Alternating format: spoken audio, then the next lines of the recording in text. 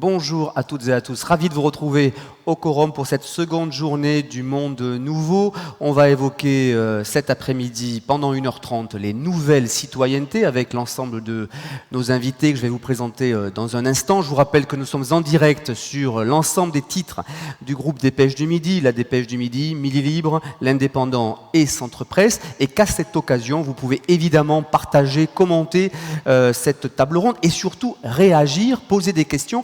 La table ronde s'appelle Nouvelle citoyenneté, donc démocratie, donc évidemment commentaires et avis. Et on a besoin des vôtres pour pouvoir alimenter et faire vivre ce débat tout au long de cette rencontre. Je voudrais d'abord présenter les excuses d'Edgar Morin, le sociologue, devait être présent avec nous pour ouvrir cette table ronde. Son état de santé ne nous lui permet pas d'être là avec nous cet après-midi. Il pense à nous et on pense évidemment à lui en ce moment. Je vais présenter nos invités qui sont ici sur scène et de l'autre côté de la caméra, puisque un de nos invités, Axel Daucher, fondateur de Make.org, est à Paris en ce moment et en visioconférence, donc il nous rejoindra tout à l'heure, il va échanger, il va évidemment participer à cette table ronde. Et sur scène, tout de suite, je présente Marine Denis, bonjour.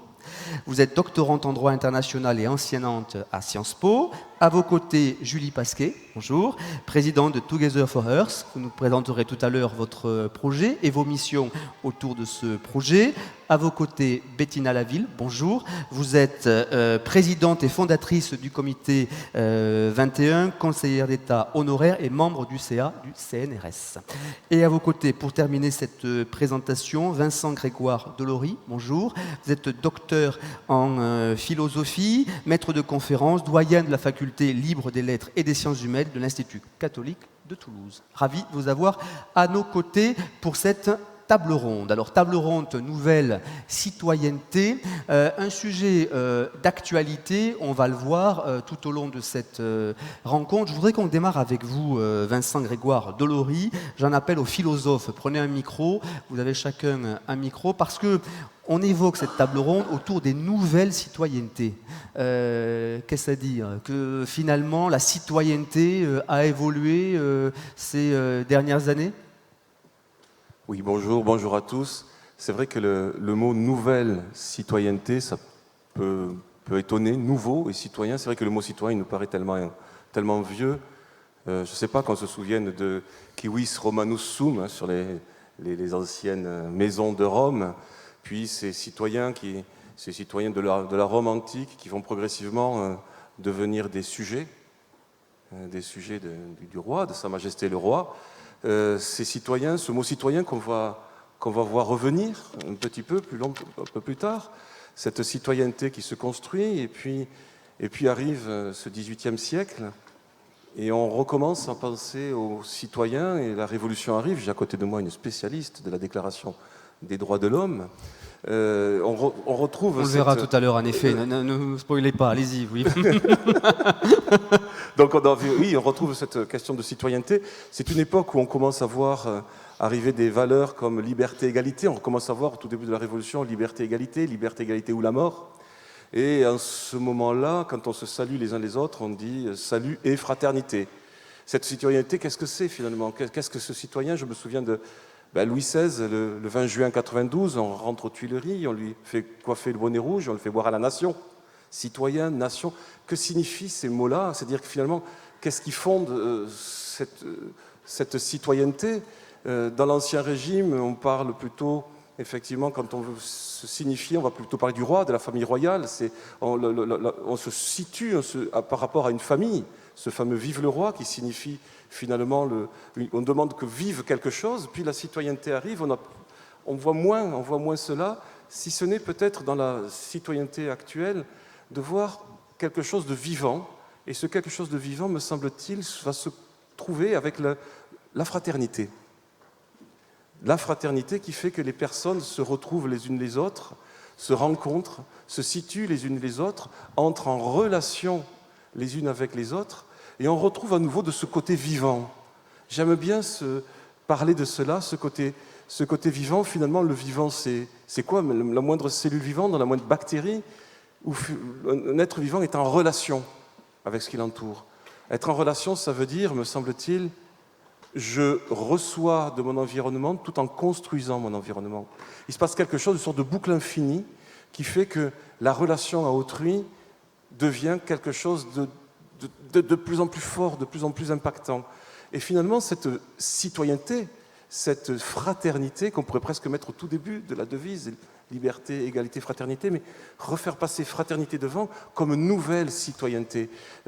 J'aime bien penser que liberté, égalité, fraternité, la liberté et l'égalité finalement peuvent être garanties par la loi. On peut me garantir certaines libertés ou une certaine égalité. Par contre, la fraternité, c'est une posture morale. Nul ne peut m'obliger d'être fraternel avec qui que ce soit.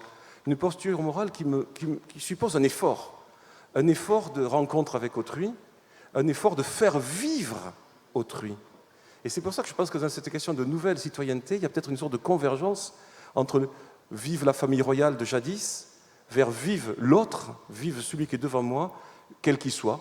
Et là, c'est vraiment une plus grande difficulté, c'est beaucoup plus dur. Et ces types de nouvelle citoyenneté, peut-être, s'accordent-elles avec quelque chose à une échelle assez petite. Comment arriver à connaître, comment arriver à se situer dans une relation à autrui, avec 60 millions de Français, ça devient déjà compliqué. Quelle est la bonne échelle? Donc cette question de la nouvelle citoyenneté, me semble-t-il, nous ramène à des questions vraiment très anciennes, à des linéaments anciens, à des postures anciennes, et essayer de se retrouver autour de ces postures anciennes en les réinterprétant au travers de la fraternité, mais je pense qu'on aura l'occasion d'en reparler. Évidemment, mais je voulais d'abord qu'on fasse un premier tour de table sur, en effet, le vocable qui est utilisé pour illustrer cette table ronde. Bettina Laville, je le rappelais, vous êtes présidente du comité 21, vous allez nous rappeler ce qu'est le comité 21. On évoque partout la citoyenneté, il faut être citoyen aujourd'hui. Et quand on n'est pas citoyen, quand on n'est pas dans une posture citoyenne, c'est presque suspect. Est-ce à dire que la citoyenneté est en danger et menacée ? Ça veut d'abord dire que c'est une grosse aspiration, parce que je pense que les gens, les citoyens, donc, aspirent à l'être plus, c'est-à-dire à ce que leurs décisions pèsent sur la réalité, à être plus entendus, etc. Et de toute façon, on est un pays qui a inventé, alors effectivement, la Déclaration des droits de l'homme et citoyens, enfin un peu après les Américains, mais enfin je l'ai bien approprié. Et symboliquement, dans le monde, on représente la citoyenneté active, etc. Et là, dans notre pays, il y a un gros malaise, je veux dire, ça c'est évident.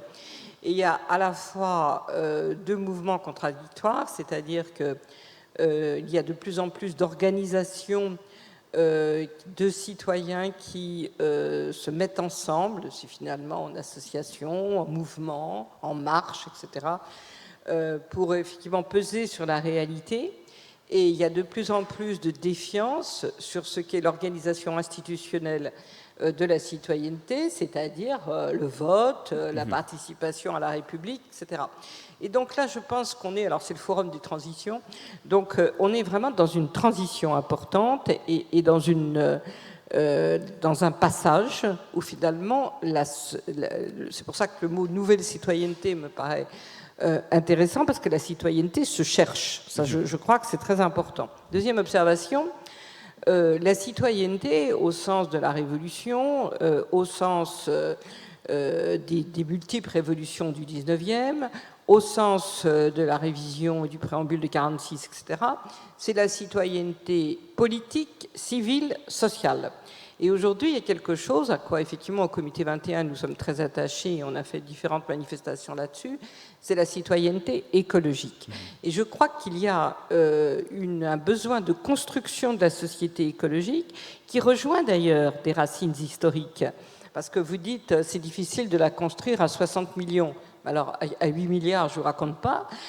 Et c'est absolument évident qu'on a besoin d'une citoyenneté du monde, parce que il y a un phénomène extrêmement nouveau depuis quelque temps, qu'on en est conscient. Alors, il y a 50 ans que ça a vraiment commencé, mais il y a que 5 ans qu'on en est vraiment conscient, donc rien n'est perdu, n'est-ce pas? Ça veut dire qu'on est impacté par des détériorations environnementales, de la biosphère, enfin bon, on sait tout ça maintenant, qui vont bouleverser chacun de nous, et le rapport, on en vient au vivant, d'après ce que vous avez dit, le rapport que nous avons par rapport à la planète. Et du coup, il y a des mouvements citoyens pour essayer de faire en sorte que les représentants de la citoyenneté institutionnelle, c'est-à-dire les gouvernements, prennent en compte plus ce qui est la principale menace de notre époque. Et là, ça tâtonne forcément, parce que, je veux dire, avant, il y avait des aspirations sur des droits précis. Je veux dire, la sécurité, c'est effectivement dans la Déclaration des droits de l'homme, plus de sécurité, plus de liberté, plus de droit de faire quelque chose.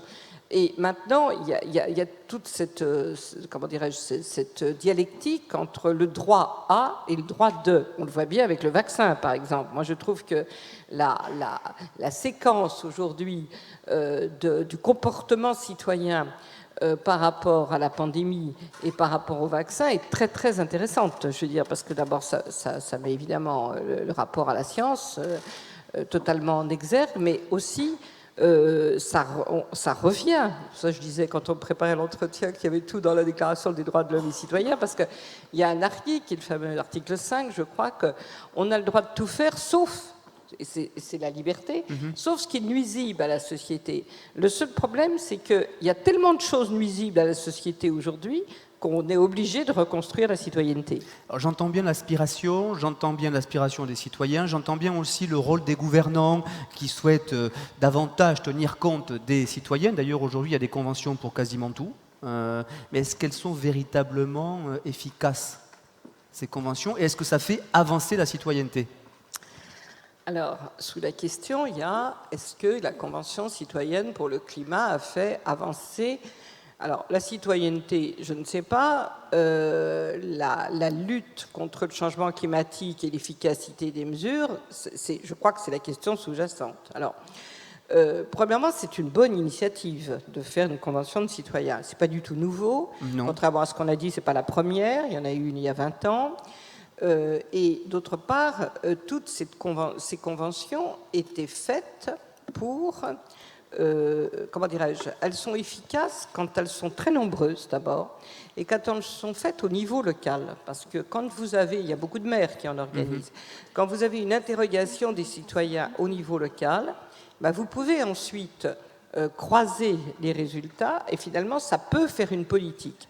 Quand vous prenez 150 personnes, alors c'est intéressant parce que, sauf quelques-unes, elles n'y connaissaient pas grand-chose, et que vous leur posez une question qui est...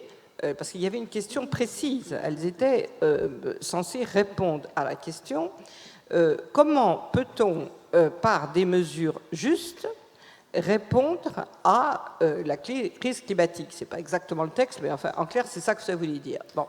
Alors, il y a quelque chose dont je ne suis toujours pas revenue après 2 ans, mais enfin, je me soigne, c'est qu'on a commencé par leur dire, alors que le départ, c'était la fiscalité écologique, dans un premier temps, on leur a dit « Non, mais vous avez tout à fait le droit de ne pas parler de fiscalité. Hein, je veux dire, vous êtes contre, on le sait, donc ça va vous déranger, donc on parle d'autre chose. » Bon, alors du coup, il y a une loi climat-résilience. Du coup, les citoyens ont parlé de tout, ont fait, franchement, émerger des mesures intéressantes, mais ils ne sont pas allés au cœur de la question. Et puis après, il y a le président de la République qui dit « Je prends tout. » Bon, sauf 2 ou 3 trucs, mais je prends tout. Alors évidemment, il ne peut pas tout prendre, parce que le président de la République, c'est le gardien de la Constitution. Donc il ne va pas prendre des trucs inconstitutionnels. Et puis il ne peut pas prendre des décisions par décret, sauf à faire un référendum, et ça c'est autre chose, parce qu'un référendum, c'est extraordinairement normé dans ce pays, donc il faut qu'il y ait un accord entre les 2 chambres, etc., sur une question posée de manière semblable. Et donc, du coup, ça donne un extraordinaire sentiment de frustration. Et en plus, il y a autre chose, c'est que les résultats du grand débat, on peut être contre le grand débat, pour tout ce qu'on veut, mais il y avait des résultats, il y avait des choses tout à fait intéressantes. C'était un peu l'assemblée de Visille, hein, c'était vraiment une espèce de grande consultation nationale. Mais on n'en a plus parlé. Après, on l'a complètement écarté. Et donc, si vous voulez, à la limite, on aurait pris les résultats du grand débat et on aurait fait des conventions citoyennes pour le climat je ne sais pas, par exemple, dans tous les départements, ça aurait plus secoué, si j'ose dire, et ça aurait sûrement fabriqué plus de démocratie que cette espèce de prototype médiatique qui a effectivement fait sûrement un débat en France, évoluer beaucoup de gens, et l'intérêt, c'était de sensibiliser. Mais je ne pense pas que c'est fabriquer de la citoyenneté globale. Marine Denis, sur ce point, et cette frustration qui peut s'installer, en effet, parfois quand on lance l'idée de la citoyenneté, de la nouvelle citoyenneté, et les résultats qui peuvent apparaître ensuite. Oui. Alors, pour rejoindre ce que disait Bettina, effectivement, le processus d'initiative de la Convention citoyenne pour le climat, il est extrêmement innovant. On a mis aussi à disposition des personnes qui y participaient des moyens incroyables. Il y a eu un processus aussi de vulgarisation de l'expertise climatique. Donc ça, je pense qu'on peut s'en féliciter. Je rejoins vraiment ce qui a été dit sur la nécessité de le décliner au niveau régional et au niveau local. Donc on voit des mairies qui commencent à mettre en place ce dispositif. Actuellement, dans la région Auvergne-Rhône-Alpes, il y a également une demande de la part de la société civile de mettre en place une convention régionale pour le climat. À mon sens, ce qui est important aussi, lorsqu'on a ce type d'initiative, c'est de délimiter dès le début ce qu'il est possible de faire et la question des compétences. Alors je prends ma casquette de juriste, mais on se heurte aussi, quand on parle des sujets climat et environnement, à une espèce de gouffre de qui est compétent, qui est responsable, à qui est-ce qu'on attribue telle et telle responsabilité. Et c'est là où il y a un enjeu majeur aussi de vulgarisation et vraiment de transmission d'informations dès le début. Ça n'a aucun sens d'organiser une convention citoyenne pour le climat au niveau régional et de vouloir faire porter les débats de cette convention sur des sujets qui vont être décidés au national. Et donc, je pense véritablement qu'il y a une marge de manœuvre au niveau local. Le fait d'organiser des conventions citoyennes dans les mairies, c'est aussi une façon de reparler des pouvoirs du maire et des compétences du maire. Et en matière d'environnement, il y a beaucoup de choses qui peuvent être faites. C'est pareil au niveau régional, mais c'est important aussi de cibler dès le départ sur les axes thématiques et de ne pas, entre guillemets, tomber dans une logique de refonte globale des compétences de chaque institution et de chaque niveau de gouvernance. Parce que sinon, on risque effectivement là de se heurter à une très grande frustration et tout simplement à des débats qui n'aboutissent jamais. Donc avoir conscience des limites et des compétences et des marges de manœuvre de chaque acteur et après de voir ce qui peut être fait. Et puis il y a aussi là une question de bonne foi. Peut-être qu'on pourrait envisager une forme de, pas de contractualisation, mais lorsqu'on organise une convention citoyenne au local, je trouve que c'est aussi dommageable de ne pas construire de liens de garantie entre les citoyens qui y participent et les décideurs. Donc peut-être dès le départ, avoir cette logique aussi de bonne foi de la personne, donc des institutions, du maire, des conseillers régionaux ou de l'exécutif national, de dire « Ok, on prendra ça ». Sur ce terrain-là, on sera plus mesuré, mais avoir vraiment cette démarche de transparence. Et donc moi, je suis vraiment favorable à ce type d'initiative. Je pense que c'est fondamental aussi pour la transmission de l'information, pour l'éducation, parce que c'est aussi une forme d'éducation populaire, de transmettre et de créer ces conventions citoyennes, mais il faut être très clair sur ce qu'il est possible d'atteindre et sur les compétences de chaque acteur sur lesquels on travaille. Oui, pour éviter frustration, déception et en effet que tout ceci ne soit plus sérieux quand elles sont organisées par la suite. Oui, et puis inaction, tout simplement, parce que si vous demandez à un maire d'élargir ses pouvoirs en matière de protection de l'environnement alors qu'il s'agit de la compétence du préfet, typiquement, vous arrêtez, on arrête le débat. Et donc ça entraîne là de la frustration. Et puis ça peut entraîner aussi quelque chose qui, à mon sens, est encore plus délétère, c'est-à-dire une forme d'absence de confiance, voire de colère, voire de sentiment que les institutions sont contre le citoyen.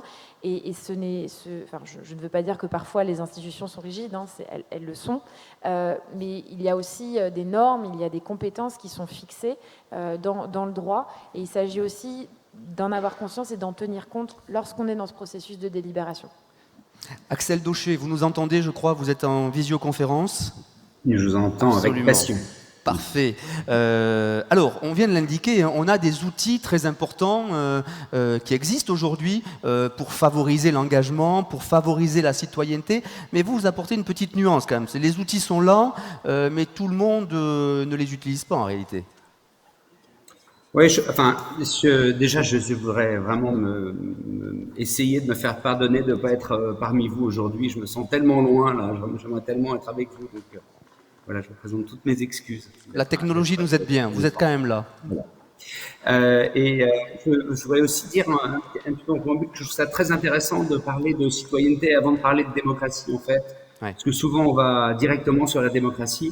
Je trouve que le vrai problème de la réinvention de la citoyenneté, c'est quelle citoyenneté? Parce que, en fait, on a tous en tête une citoyenneté qui est une posture morale, un comportement citoyen, en gros, c'est un bon comportement. La réalité, c'est que la citoyenneté n'a de sens que la citoyenneté de quoi? D'une ville, d'une région, avec qui, quelle société, puis surtout pourquoi. Et je trouve que si on veut vraiment faire avancer le débat, il faut le regarder dans un périmètre, dans une fonction donnée. Si on le regarde au niveau de la démocratie, en fait, la machine à fabriquer de la citoyenneté ne fonctionne plus.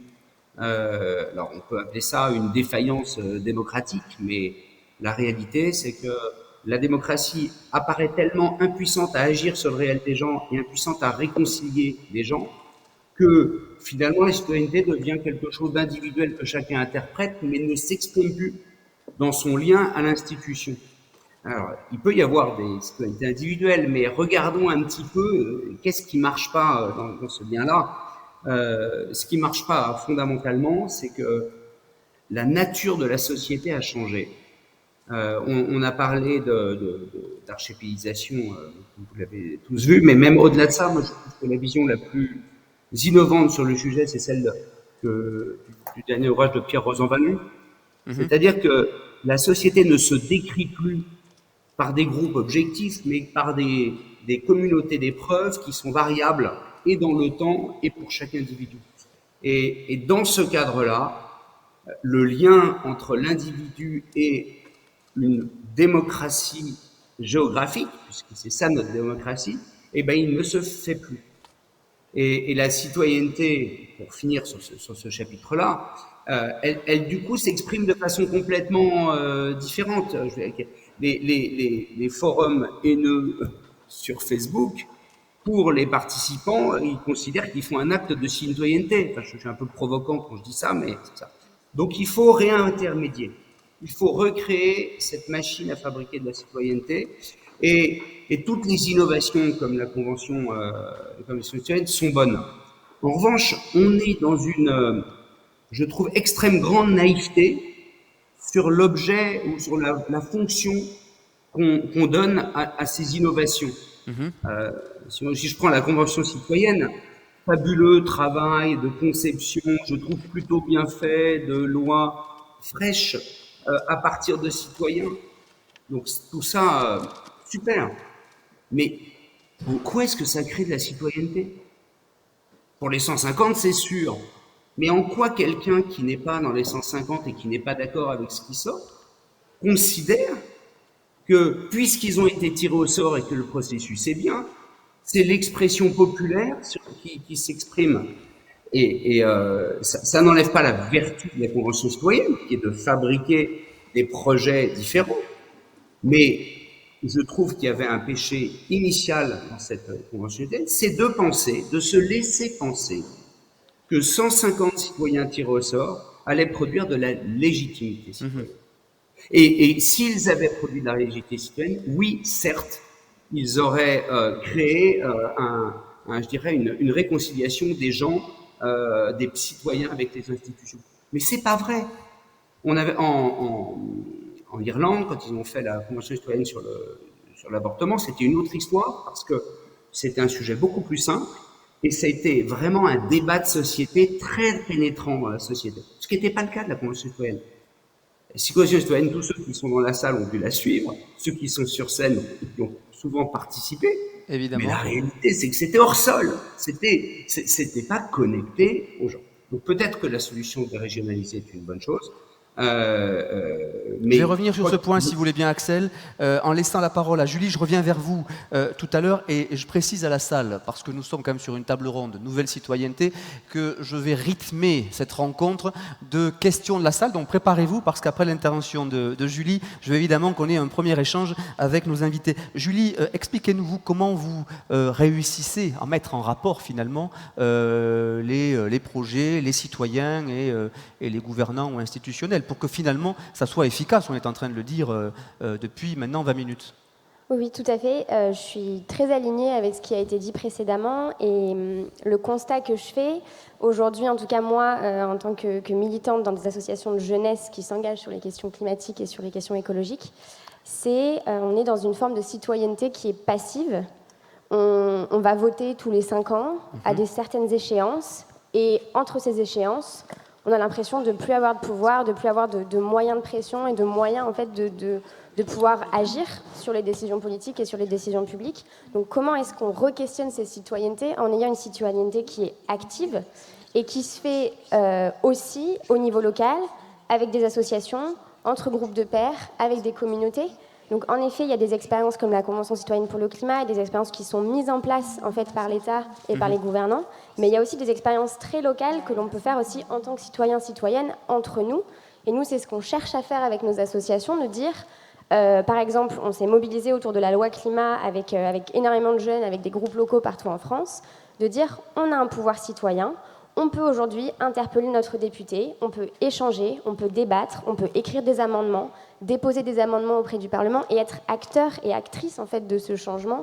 Et c'est là qu'est la citoyenneté, c'est de se dire qu'elle a lieu tous les jours, qu'elle a lieu quand on est d'accord, quand on n'est pas d'accord, mais qu'on a le droit de s'exprimer et qu'on a besoin de recréer ce lien en fait avec la politique qui est trop éloignée de nous aujourd'hui. Et vous dites que c'est difficile de convaincre les citoyens que cette action-là sera utile et efficace ? Et c'est tout le challenge en fait. Ouais. C'est comment montrer qu'en fait, on a un pouvoir, qu'être citoyen, citoyenne, c'est avoir une forme de pouvoir et comment on arrive à l'incarner et à le faire très concrètement. Et c'est tout le challenge, en effet, de montrer que ça peut fonctionner. Alors donnez-nous un exemple, parce qu'on veut bien vous croire, mais est-ce qu'il y a quand même un projet sur lequel vous avez eu du succès en faisant agir les citoyens ? Là, j'ai parlé de la loi climat, mais je pense que c'est l'exemple le plus parlant. Ouais. Ces 6 derniers mois, suite à la Convention citoyenne pour le climat, la mise en place du coup des mesures de cette convention devait se faire par la loi, avec la loi climat et résilience. Et beaucoup d'associations de jeunesse, et notamment du coup nous, on était nombreux à s'être mobilisés parce qu'on était persuadés que cette loi n'était pas à la hauteur des enjeux et en fait n'allait pas assez loin. Donc on a créé des groupes locaux partout en France, on a identifié des circonscriptions clés avec des députés sur lesquels on pouvait discuter sur certains sujets, sur les transports, sur la consommation, sur les déchets. Et en fait, on a donné le pouvoir aux citoyens de prendre rendez-vous avec les députés, de les rencontrer à Paris. On était aussi allé pendant 3 semaines tous les jours devant l'Assemblée nationale, demander aux députés de sortir de l'Assemblée, de venir nous voir, de mettre du débat public dans la rue, de les interpeller pour leur demander de mettre une loi plus à la hauteur des enjeux. Alors on n'a pas gagné sur tous les sujets, et sincèrement, en étant très réaliste, on n'a pas gagné sur beaucoup de sujets, mais ça a été une première expérience et c'est une première brique qui a donné envie aux gens de continuer ça en fait, et de se dire on va s'intéresser à ce qui se passe, parce que la démocratie ne se joue pas que dans l'Assemblée, elle se joue aussi dehors, sur le terrain, avec les gens, très concrètement. Le sujet dans ce que vous évoquez, c'est peut-être tout simplement celui des parlementaires qui n'ont pas compris que ça avait changé, non, quand même ? Il y a ça aussi. Et que finalement, la rue était totalement. aussi importante que ce qui se passait à l'Assemblée nationale. Voilà, c'est ça. Non, bien sûr, ça, c'est évident. Non, Bettina, vous n'êtes pas d'accord avec ça ? Non, je pense que c'est revenir aux sources de la représentation parlementaire. C'est justement ça qui est très intéressant. C'est-à-dire, il y a une crise de la représentation en ce moment, et en particulier par la démocratie numérique. À partir du moment où vous affirmez sur une page Facebook, sur Twitter, sur tout ce que vous voulez, Instagram et puis tous ceux que je ne maîtrise pas, à partir du moment où vous affirmez je pense que, vous savez, moi je dis toujours que le nombre de débats citoyens où les gens commencent par cette expression géniale, moi par exemple, ça veut dire qu'ils ne trouvent pas d'autres exemples qu'eux-mêmes. Je vous assure, écoutez les débats, c'est très intéressant, c'est une expression iconique pour moi. Eh bien, je veux dire, ce qui est très intéressant dans ce que vous faites, c'est que au lieu de combattre la démocratie représentative en disant ils ne nous représentent pas parce que de toute façon la moitié des gens ne votent pas, donc ce qui est vrai, donc ils sont pas représentatifs, etc. Ok, tout ça n'est pas faux. Quel autre système, je veux dire, sauf à obliger les gens à aller voter, ça c'est un autre débat. Bon, donc ils ne représentent effectivement pas parce que tous les gens s'abstiennent, parce que les gens utilisent leur liberté de s'exprimer. On peut être pour, contre, c'est un débat. En revanche, aller dire aux citoyens, aux parlementaires, pardon, revenir aux sources, c'est-à-dire les interroger, leur dire « vous descendez là, vous venez débattre avec nous, etc. » C'est ça, la représentation. Et ce qui est très intéressant, c'est que ça se passe au Parlement, parce que les députés, ils sont députés de la nation. Certes, ils sont dans leur circonscription, etc., et ils y pensent pour être élus, mais il n'y a pas que ça. Voilà. Et donc ça, si vous voulez, je trouve que c'est des retrouvailles avec la démocratie représentative. Et contrairement à ce que vous dites, je pense qu'il y a quand même de plus en plus de députés. Alors, ils sont encore minoritaires, hein, on va se dire ça, mais qui sont conscients et ça, alors, je vous jure que je ne parle plus après, mais presque. Mais, presque, oui, je sais. Je suis absolument contre le livre de Rosan Vallon là-dessus, parce que si la démocratie revient à tâter le pouls des citoyens, parce que c'est quand même une petite caricature, mais il dit un peu ça.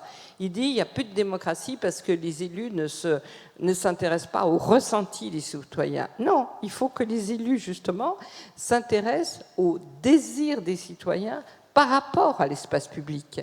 Et ça, des initiatives comme les vôtres, ça peut reconstruire. Vincent, peut-être sur ce point, sur la représentation nationale et sur le lien entre les citoyens et la représentation nationale. Pour moi, c'est une question extrêmement difficile. Vous parlez, là, il y a deux mots que je viens de noter, vous parlez à l'instant de ressenti et de désir. C'est extrêmement important, là, vous êtes vraiment dans la morale. Ce que je ressens, ce que je désire, on est dans quelque chose de profond, dans quelque chose qui va bien au-delà d'une simple structure légale.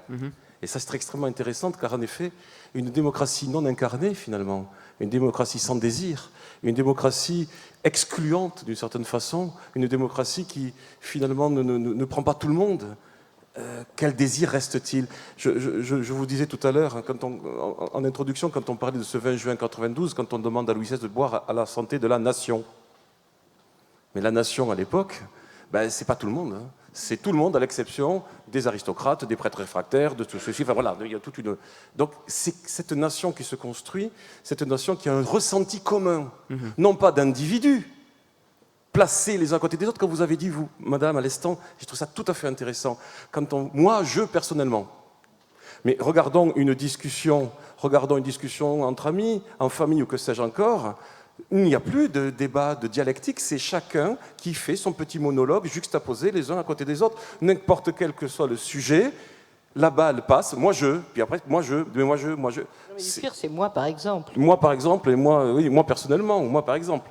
Donc, effectivement, cette individualisation du monde, cette juxtaposition de ce que pourrait représenter non pas des juxtapositions, mais des vraies relations, comme je disais tout à l'heure, une vraie dialectique de l'être, de se retrouver que finalement l'être est dans la relation pour moi. L'être, c'est pas un corps, l'être, c'est dans la relation. Ce qui subsiste, ce qui est en nous, c'est la relation que nous avons à autrui. Or, justement, ce ressenti, ce désir dont vous parlez, c'est très fort, puisque là, il ne s'agit pas de penser une structure, quelle qu'elle soit, démocratique ou pas, en fonction de purs concepts de droit ou que sais-je encore. C'est vraiment quelque chose qui est au fond de nous. Est-ce que je suis capable, et à quelle échelle, de pouvoir penser, ou en tout cas pouvoir exprimer mon ressenti ? Et qui va, à ce moment-là, me représenter dans mon ressenti et dans ce que je voudrais placé comme une incarnation générale de ce que nous sommes. Finalement, la nation, la citoyenneté qui incarne quelque chose. Est-ce que la citoyenneté est encore capable d'incarner profondément un ressenti commun ? Et ça, je pense qu'effectivement, là, je suis tout à fait d'accord avec cela. Je trouve que là, il y a quelque chose d'extrêmement fort. On va essayer de l'illustrer si vous voulez bien. Je rappelle qu'on est en direct sur l'ensemble de nos supports numériques, Dépêche du Midi, Midi Libre, l'Indépendance Entrepresse, et que vous pouvez poser des questions. On a de très très nombreuses questions, mais je voudrais démarrer par la salle. 2 micros vont circuler. Levez la main, commentaires ou questions, pour qu'on puisse évidemment échanger dans une première partie. Alors, il y a peut-être un micro qui va circuler. Monsieur, vous avez là une question. Allez-y, s'il vous plaît.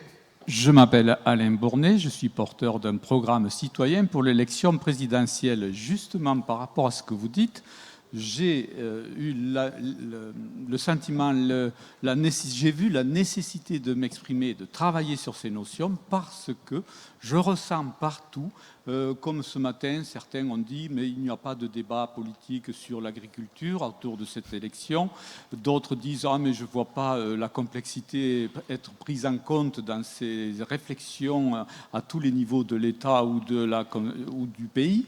Donc, je suis sensible à tout ça et ouvert réfère à avec mes 40 ans d'expérience et ma participation au sommet de Rio, depuis, je vois les choses évoluer et puis ne pas avancer. Comment avez-vous fait, vous, pour vous engager dans la citoyenneté? Donnez-nous un exemple pour qu'on puisse Un peut-être exemple, faire réagir. j'étais porteur dans les années 90 d'un projet de loi qui s'appelait l'action légale contractuelle d'intérêt universel.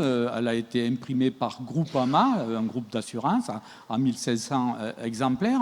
Je l'ai diffusée à l'Assemblée nationale, à l'Académie française et au Sénat, à tous les ministres, aux institutions locales, nationales et internationales. J'ai eu le soutien du service juridique des Nations Unies. Et est-ce qu'il y a eu des effets? Il y a eu des effets. 2 députés seulement à l'époque ont repris de droite comme de gauche et ont posé la question écrite à l'Assemblée, au gouvernement, qui a répondu. Donc j'ai modifié mon article universel que je proposais dans tous les contrats et qui citait donc les 2 conventions, les droits de l'enfant, les droits de l'humain, que je voulais requalifier en droit de l'humain, puisqu'on l'appelle le droit de l'homme, et la déclaration de Rio de Janeiro.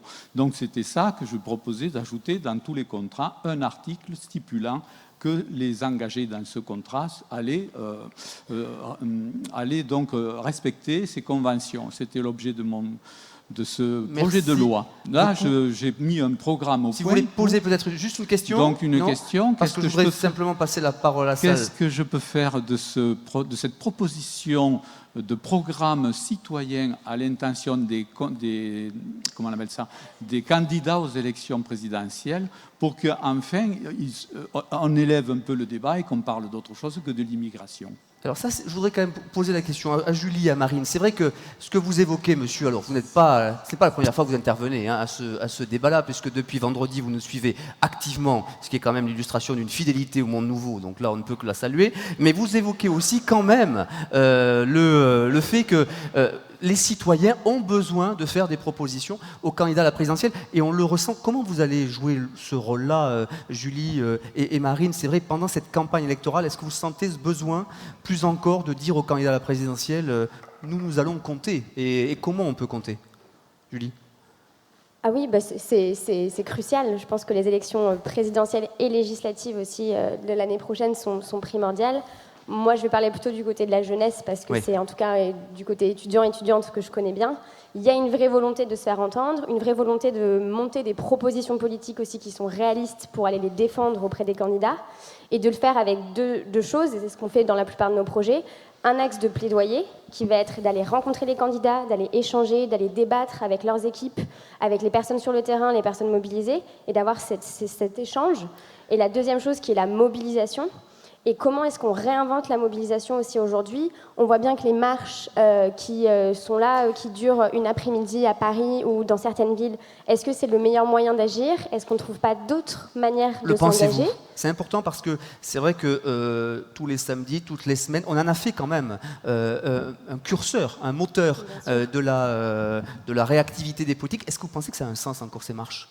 Je pense que les marches ont toujours un sens et je suis la première à aller marcher et à continuer à le faire parce que c'est un moment en fait de rencontre, un moment de débat citoyen, un moment où on peut en fait s'exprimer et en fait rencontrer des personnes et que c'est extrêmement nécessaire d'en avoir.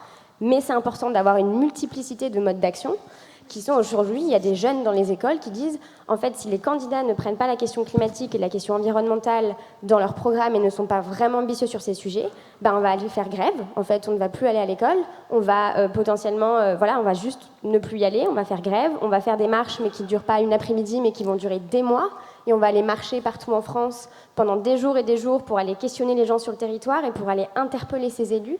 Donc il y a un vrai enjeu de réinventer nos modes d'action pour faire pression autrement et qui n'est pas que la marche.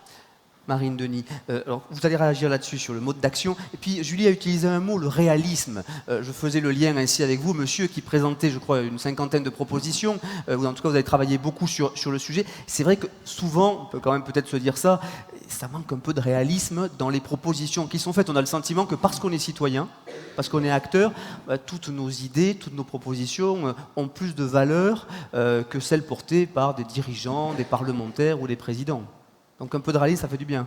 Alors, il y a la notion de réalisme, et puis il y a ensuite la question, encore une fois, de l'accès à l'information. Ouais. Et à mon sens, quand on parle, alors je m'exprime sur les questions environnementales et climatiques, parce que c'est celles sur lesquelles je travaille, On ne peut pas arriver dans un processus de consultation ou interpeller son député en disant bon voilà, il faut complètement arrêter toutes les industries polluantes. Ça ne fonctionne pas comme ça, et on peut avoir cet espoir-là, mais en tout cas le député est aussi face à une réalité législative, à une réalité politique délicate. Il y a beaucoup de conflits d'intérêts dans les questions environnementales, il y a beaucoup d'arbitrages difficiles en matière économique. Donc les associations, moi je trouve, en matière environnementale et climatique, ont été longtemps critiquées comme, et ont longtemps été vues comme des associations complètement idéalistes, qui n'étaient pas du tout en phase avec la réalité économique. C'est de moins en moins vrai.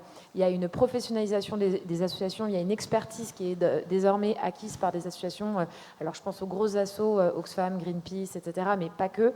Et aujourd'hui, vous avez des juristes qui travaillent à la Ligue de protection des oiseaux, qui connaissent sur le bout des ongles les directives européennes en matière de protection de la biodiversité.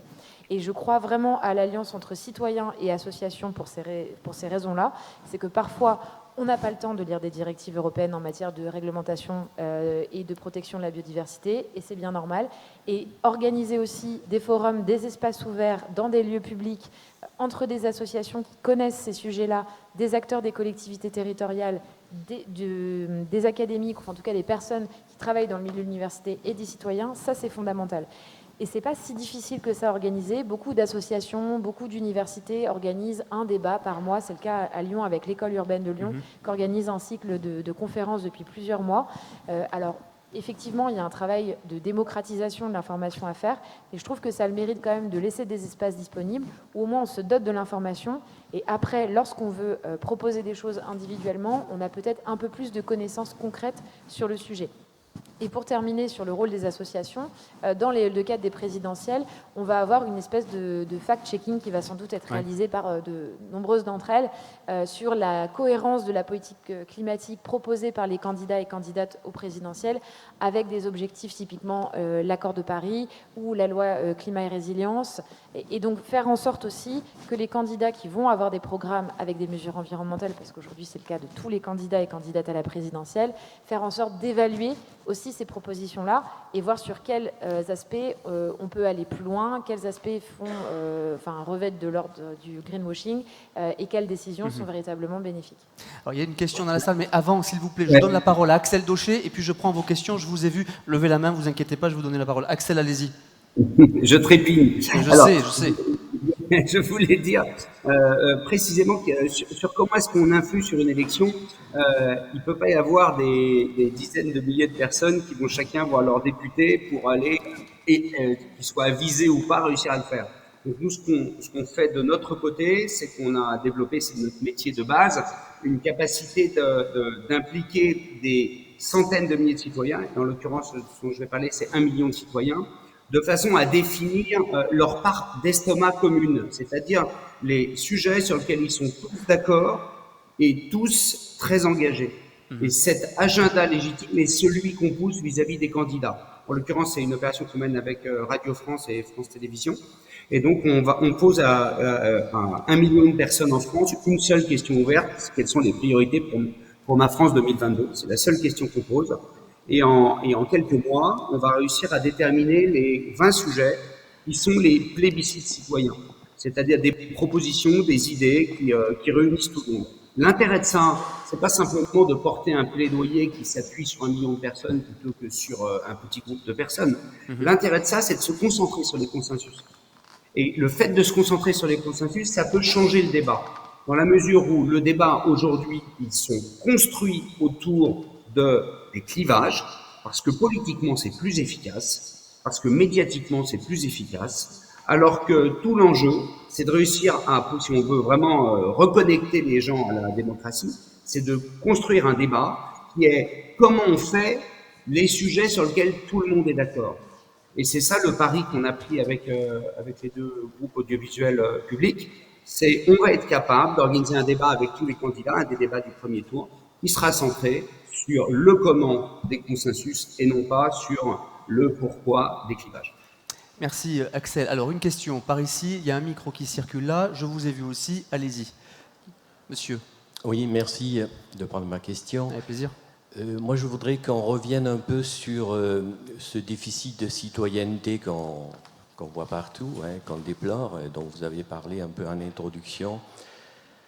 Parce que il faudrait qu'on compare aussi à tout ce qui a été fait depuis les années 30 avec le néolibéralisme, hein, qui a petit à petit, comme un rouleau compresseur, a forgé des consommateurs dans l'individualisme, dans le chacun pour soi, rétréci dans une sphère personnelle finalement. Et on connaît tous, hein, la fabrique du consentement et tout ça.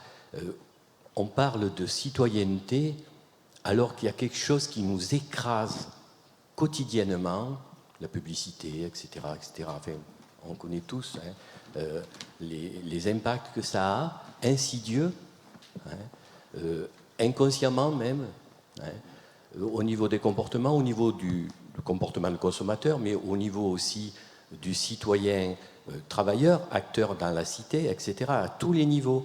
Alors, comment fabriquer des citoyens alors qu'on nous roule dessus par un rouleau compresseur, hein, qui dure maintenant depuis longtemps et qui n'est pas prêt de terminer. Voilà. Bettina, vous voulez répondre là-dessus? Vous voulez réagir peut-être? Est-ce que finalement, on n'est pas maître de son propre destin citoyen? Non, il y a plusieurs choses. D'abord, je suis d'accord avec vous, primo. Deuxièmement, on l'a bien vu justement à la Convention citoyenne, parce que les propositions qui n'ont pas abouti, sauf une, ça a été justement la réglementation de la publicité. Et le fait, dans cette société de contradiction, où vous avez un débat sur l'intensité de la pollution ou l'augmentation des émissions de CO2, et puis dans la plage publicitaire, vous avez plein de SUV qu'il faut rêver tout le monde, d'accord? Donc ça, c'est vraiment, je fais partie de ces contradictions énormes. Mais vous avez évidemment toutes sortes de alors je ne sais pas si c'est des lobbies, mais c'est tout simplement les industries qui se sont élevées contre, et ça a marché. C'est bon. Moi, ce que je voudrais vous dire là-dessus, et je crois que ça a été dit par Axel en particulier, c'est que on a vraiment un énorme problème pendant cette campagne présidentielle d'organisation du débat public dans les médias audiovisuels. C'est quand même absolument... Enfin, là, il faut qu'il se passe quelque chose, si vous voulez, parce que, premièrement, c'est effectivement, à partir du moment où vous prenez... Je ne citerai pas de nom, et personne ne va comprendre ce que je dis, mais le plus violent, le plus disruptif, j'allais dire le plus illégal, et que vous le mettez en face d'un certain nombre de gens, l'audience monte, et ça c'est effectivement, voilà. Si l'audience monte, évidemment, toutes dans les chaînes qui sont financées par la publicité, bien entendu, tout le monde va là, c'est l'illustration de ce que vous dites, et je trouve qu'il devrait y avoir des obligations de service public, et ça devrait être quelque chose qu'on porte. Il y a toutes sortes, dans les chaînes publiques, des contraintes pour organiser des débats pour la pluralité. Mais il faut aller beaucoup plus loin, je veux dire. Donc des obligations à aller vers des sujets qui concernent tout le monde. Oui, je dirais même que l'accès aux canaux de diffusion doit être subordonné à des chartes qui doivent donner accès, par exemple, à toutes sortes d'innovations citoyennes, parce qu'il y a quand même beaucoup de gens qui regardent la télévision. Hein. Les jeunes, ils regardent d'autres trucs, des canaux, des machins, etc. Mais d'abord, tout le monde n'est pas jeune, ce qui est quand même assez dramatique, mais il faut qu'on fasse ce constat, premièrement. Et deuxièmement, au moment au moment des campagnes télévisuelles, tout le monde regarde les grandes émissions. Et là, mais c'est vraiment une nécessité démocratique. Je veux dire, sans ça, il n'y en a pas qui arriveraient à 13%. Ce matin, c'est 15%. Vincent, et une autre question. Allez-y, Vincent. Et une question oui, ici. alors, je suis peut-être un petit peu moins pessimiste sur ce plan-là, parce que c'est vrai que la démocratie, étymologiquement, le peuple qui gouverne, c'est vrai que cette gouvernance, ce qu'on peut retrouver un peu partout, passe évidemment par des responsabilités. Je ne peux pas gouverner sans responsabilité, sans me sentir responsable. Or, la responsabilité est aussi un service à autrui.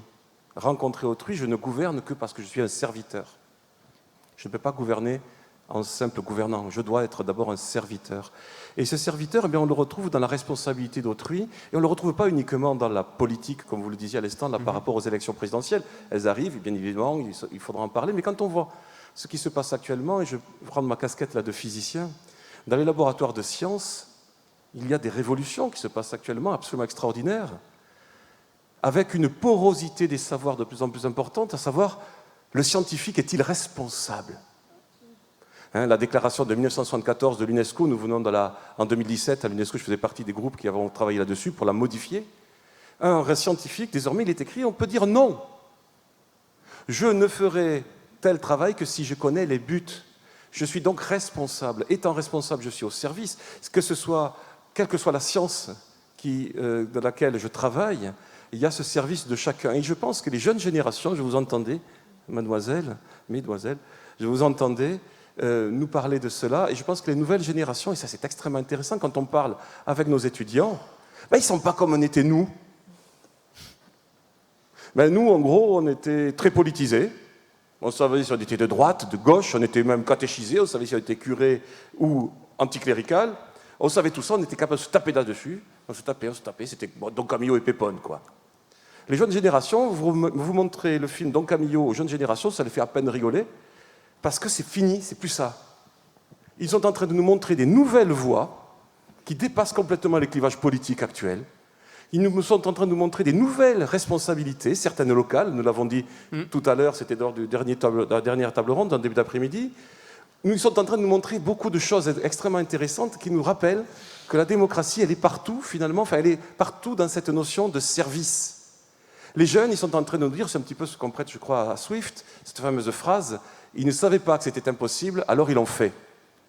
Et je pense qu'on en est là. On a quelque chose d'extrêmement fort qui est en train de se passer, qui dépasse finalement les bons vieux clivages que nous avions jadis, et on se retrouve vers des nouvelles citoyennetés, justement vers cette question, je crois, très profondément, comment je vais servir autrui, comment je vais servir autrui dans la question, effectivement, de l'écologie, par exemple, comment je vais servir autrui de manière générale. Donc, penser la démocratie comme un service de chacun pour chacun.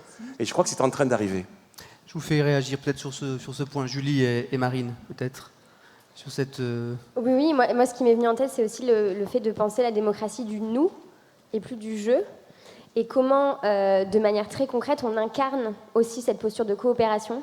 Et c'est ce qu'on essaie aussi de faire, nous, dans beaucoup de collectifs, de re-questionner la manière dont on prend les décisions, la manière dont on s'organise, la manière dont le pouvoir est réparti, pour le faire en intelligence collective, pour le faire avec des modes de gouvernance qui sont différents, parce qu'on a besoin d'incarner cette posture-là, pour pouvoir la voir aussi advenir. C'est un peu toutes ces questions de dire on s'applique aussi à soi-même ce qu'on veut voir dans la politique de demain, penser le nous avant le jeu, avant les égos, avant les intérêts privés, et mettre l'intérêt général au cœur de ça, parce que c'est ça la vraie politique, et il en manque profondément aujourd'hui. Marine. Pour compléter sur ce qui a été dit, moi je ferai un pont avec la notion de justice. On voit depuis quelques années le slogan justice sociale, justice climatique, fin du monde, fin du mois. Ça paraît très intégré maintenant dans les mouvements jeunes, dans les orgas climat. Ça n'était pas du tout le cas il y a 50 ans, et ça montre aussi qu'on est aujourd'hui à un point de rencontre entre des luttes et des organisations qui se sont longtemps affrontées. C'est encore difficile, évidemment, de mettre autour d'une table la Ligue de protection des oiseaux et le syndicat CGT qui va être partie d'une entreprise qui pollue à côté d'une forêt. Enfin, évidemment, il y a encore des conflits et il y a encore des incompréhensions, mais on est dans cette nouvelle génération aussi intéressé par cette question de convergence, convergence des luttes, ou en tout cas convergence des justices, parce qu'on s'aperçoit que les deux sont très connectés. Et pour revenir aussi à cette question de justice, la notion de justice sociale, elle est aussi récupérée par les mouvements jeunes, parce que tout simplement, elle va être aussi elle va être la condition sine qua non de leur capacité à se projeter dans le futur. Aujourd'hui, quand on a 18-19 ans, qu'on suit un peu les réseaux sociaux, qu'on lit un peu les rapports du GIEC, ou en tout cas on en entend parler, on a vraiment, enfin, je pense qu'il y a un facteur anxiogène qu'il faut vraiment intégrer pour cette jeune génération. Et donc, elle a besoin d'avenir, elle a besoin de rêver aussi, et elle a besoin de transformation. Et donc, ça passe par ces mouvements de mobilisation, et ça passe par cette demande de justice et cette demande de radicalité. Et moi, c'est ça qui m'inquiète aussi, c'est que le droit a tendance à être long et lent à la transformation. Alors ça peut être très rassurant et c'est sécurisant pour plein de choses aussi. Je ne dis pas qu'il faut détricoter du jour au lendemain les droits, enfin les codes en tant que tels. Ça frémit en ce moment. Voilà, mais en tout cas, il y a un besoin aussi de prendre conscience qu'il faut faire évoluer le droit peut-être plus rapidement que ce qu'on a fait par le passé, parce qu'il y a en face des enjeux climatiques et environnementaux qui nous dépassent complètement et qui nous arrivent dessus. Et à ça sont liés aussi évidemment la jouissance des libertés individuelles. Et donc ce triptyque un peu droit, liberté et environnement, à mon sens, ça va guider aussi les mouvements et les organisations de jeunesse dans le futur. Allez, je prends 3 questions courtes parce qu'il y a beaucoup de questions. Ici, là, devant, puisque vous leviez la main. Là-bas, je vous ai vu. Et là aussi. Allez-y. Allez-y, monsieur. D'abord, merci à monsieur Delory d'avoir dit que le seul sentiment qui n'était pas décidé d'ailleurs, c'est la fraternité. La fraternité, ça se décide ni par du marché, ni par du politique. Donc, c'est vrai, ma petite remarque, c'est simplement de dire, quand est-ce qu'on a rajouté le mot fraternité? Après 1789, on n'avait que liberté, égalité, et on a rajouté le mot fraternité en 1848, quand il y a eu 60 000 morts sur les barricades, où les riches et les pauvres se sont cassés sur la gueule sur les barricades. Donc moi, ma question elle est suivante. On a un choc historique. Ce choc historique, c'est une nouvelle constitution qu'on n'a pas écrite, qui s'appelle le climat. On l'a écrite depuis 80 ans. Et ce choc historique de le réchauffement climatique et de l'engagement qu'avant la fin du siècle, on soit à zéro carbone, c'est un vrai choc au-dessus de nos têtes, qu'on n'a pas encore pris la dimension de ce choc. La jeune génération, elle commence à prendre conscience de ce choc. Si vous regardez bien, votre manière productiviste de manger avec 16 calories de pétrole pour 1 calorie dans votre assiette en fruits et légumes, avec 26 calories de pétrole pour 1 calorie dans votre assiette en viande, si vous rajoutez ce productivisme agricole qui fait 30% du CO2, si vous rajoutez la transformation industrielle avec le hors-sol et la grande distribution, vous avez 50% du CO2 dans votre assiette. 50% du gaz carbonique et du méthane dans votre assiette. Là, pour la jeune génération, qui va subir un choc de l'emploi, on le sait déjà depuis une manière néolibérale, on avait 70 000 chômeurs en 1975, on a multiplié par 100, on est à 7 millions de chômeurs. Mais la jeune génération, avec le passage au numérique, on ne sait pas du tout, c'est un grand flou, le marché de l'emploi de demain. Donc, si on dit, on va réinventer une agriculture de bien commun, c'est-à-dire une agriculture de permaculture, de régénération des sols, de production, et en même temps, une agriculture de résilience des territoires. Là, ça peut créer de la citoyenneté auprès des jeunes. Si on rajoute à ça une résilience de bien commun, mais sur chaque territoire de vie, pour lutter contre les incendies, pour lutter contre les inondations, là, on est aussi sur un marché, une relocalisation de l'emploi énorme. Si on y rajoute la santé, parce que la santé, ça passe aux 2/3 par l'alimentation. Le cancer, c'est aux 2/3 par l'alimentation. Terminé. Donc, on voit bien que là, il y aurait une possibilité de renouer de la citoyenneté, parce que demain, avec le choc du climat, il faudra plus de global et beaucoup plus de local relocalisé. Les territoires, avec l'agriculture, la santé et la résilience, on a un super programme pour revivifier la citoyenneté locale. Merci, monsieur. Merci beaucoup. Alors, donc évidemment, je ne vais pas répondre à tout ce que vous venez de dire, parce que je voudrais prendre d'autres questions. Allez-y. Je n'ai aucune compétence dans tout ce qui est économique, etc. Simplement, quand je parle de fraternité en premier, C'est une petite chose, c'est vraiment une petite chose, c'est un détail, mais je pense que quand on parle de liberté et égalité, ce sont des choses, évidemment, on cherche cette liberté, on cherche l'égalité, mais si vous savez, quand trois mots se suivent, souvent le premier paraît source des autres.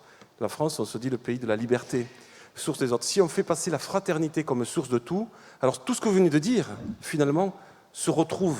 Tout ce que peuvent dire des quantités de gens vont se retrouver dès lors que le service de la fraternité est mis en premier. Voilà, je pense que c'est tout ce que je pourrais dire là-dessus. Je prends une autre question et je laisse la parole à Axel. Vous inquiétez pas, Axel, mais je prends la question qui est tout à fait là-haut. Allez-y, madame. Oui. Bonjour. Bonjour. Je serai moins longue. Non, mais écoutez, chacun peut s'exprimer. C'est le principe de la table ronde. Allez-y. Oui, alors du coup, oui, je voulais dire, je trouve que toutes ces démarches citoyennes, c'est génial. Le fait qu'il y ait des collectifs, qu'il y ait de la concertation, mais moi, ce que je remarque, c'est qu'effectivement, ça rejoint un peu ce que la personne tout à l'heure disait, que on est tellement très souvent acteurs, très souvent consommateurs, qu'on en oublie d'être acteurs. Et je trouve aussi qu'il y a une limite en fait à tout ça, c'est qu'il y a un vrai problème de temps en fait. Je trouve que ces démarches-là citoyennes, elles sont géniales, mais souvent on voit que c'est souvent les mêmes personnes qui s'y impliquent, c'est-à-dire soit des personnes qui ont du temps, donc soit des étudiants, des retraités, ou des personnes qui sont dans le milieu associatif et qui sont déjà sensibles à ces thématiques-là. Mais du coup, on retrouve un peu ce problème d'entre-soi. Et en fait, je trouve qu'on n'ouvre pas en fait, la porte à d'autres personnes qui auraient tout à fait leur place et sont tout aussi légitimes d'intervenir, mais parce qu'elles n'ont pas le temps, en fait, et ce temps-là qui est vachement précieux. Et après, je ne sais pas si vous allez avoir des réponses à ça, mais je trouve que ça serait intéressant de permettre qu'il y ait plus d'espace, plus de moments en fait, qu'on travaille un peu moins et qu'on permette plus à des gens d'intervenir.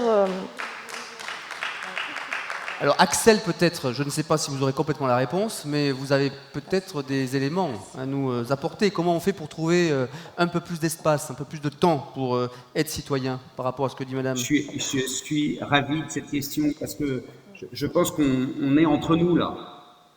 Il n'y a que des gens qui sont mobilisés dans la salle, sans doute derrière leurs écrans aussi.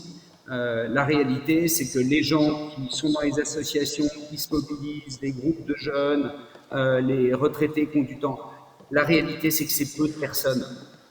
Et que si on veut vraiment agir sur la citoyenneté au sens large de la démocratie, il faut mettre ces systèmes-là à l'échelle. En tout cas, moi, c'est l'exemple que je donnais tout à l'heure. Donc, c'est une initiative de mon entreprise qui s'appelle Make.org. Nous, on s'est construit il y a 5 ans en se disant comment on met la participation citoyenne à l'échelle. Le cas d'usage qu'on rêve de faire, qu'on n'a pas encore fait, mais sur une ville comme Bordeaux ou Montpellier, on est capable, et on l'a fait plusieurs fois, d'engager plus de 20% des citoyens dans une démarche de réflexion collective. Quand vous engagez plus de 20% des citoyens, vous sortez des usual suspects déjà engagés, qui ont a priori déjà leurs avis sur pas mal de choses. Vous commencez à toucher tous ces gens qui ont perdu le lien. 20% des citoyens, c'est 40% des votants, c'est énorme dans une ville. Et quand vous combinez cette démarche extrêmement pénétrante avec le fait de vous concentrer sur les consensus, c'est-à-dire les sujets sur lesquels tout le monde est d'accord pour se mettre en mouvement derrière, c'est sans doute pas la seule solution, hein. Mais en tout cas, c'est une solution qui répond exactement à la personne qui vient de s'exprimer. C'est une solution qui n'est pas uniquement pour les gens qui ont le temps. Vous avez trouvé un mode de réintermédiation démocratique plutôt pendant l'exercice du pouvoir. À la limite, les phases préélectorales sont un peu particulières et on en parle beaucoup trop. Ce qui est important, c'est comment on fait une conduite participative de l'action publique.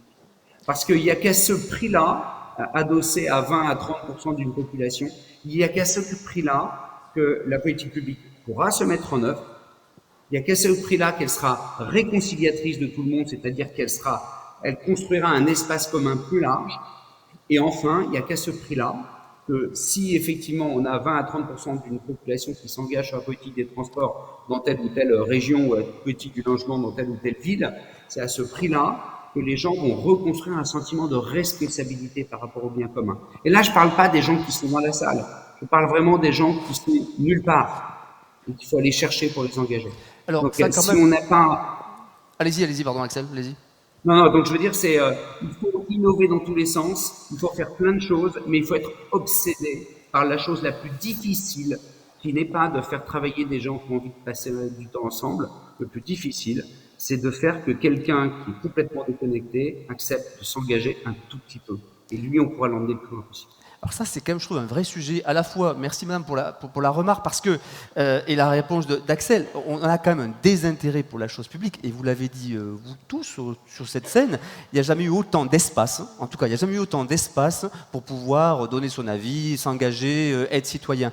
Et pour autant, on voit bien quand même toutes les enquêtes d'opinion qui sont conduites ici ou là, il y a un certain désintérêt pour une certaine chose publique, et on veut pourtant s'engager. Il y a quand même cette contradiction